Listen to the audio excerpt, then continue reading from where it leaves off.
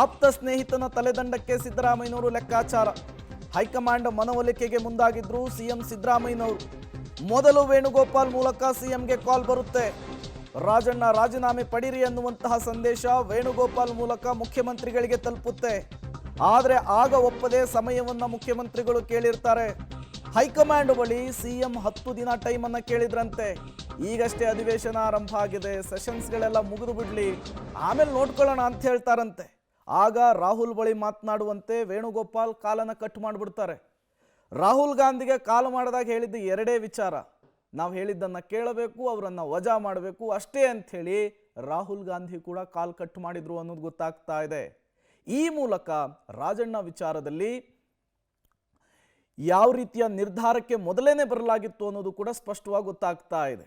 ನಿನ್ನೆಯಿಂದ ಅಧಿವೇಶನ ಆರಂಭ ಆಗ್ತಾ ಇದೆ.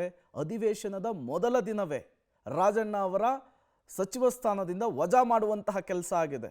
ಬಟ್ ಸಚಿವ ಸ್ಥಾನದಿಂದ ವಜಾ ಮಾಡಿ ಹೈಕಮಾಂಡ್ ಸುಮ್ಮನಾಗುತ್ತಾ, ಪಕ್ಷದಿಂದಲೂ ಕೂಡ ಉಚ್ಚಾಟನೆ ಮಾಡುತ್ತಾ ಅನ್ನುವಂತಹ ಪ್ರಶ್ನೆ ಸಹಜವಾಗಿಯೇ ಹೈಕಮಾಂಡ್ ಕೋಪದಿಂದ, ಅವರು ತೆಗೆದುಕೊಂಡಿರುವಂತಹ ಕ್ರಮದಿಂದ ಮುನ್ನೆಲೆಗೆ ಬರ್ತಾ ಇದೆ.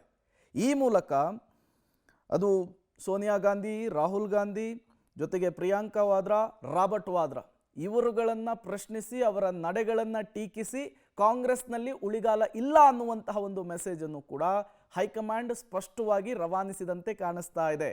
ಈ ಮೂಲಕ ನೇರ ನಿಷ್ಠುರ ಹೇಳಿಕೆ ಕೊಡ್ತಾ ಇದ್ದಂತಹ ರಾಜಣ್ಣ ಅವರಿಗೆ ಅವರ ಮಾತುಗಳೇ ಮುಳ್ಳಾಗಿದೆ.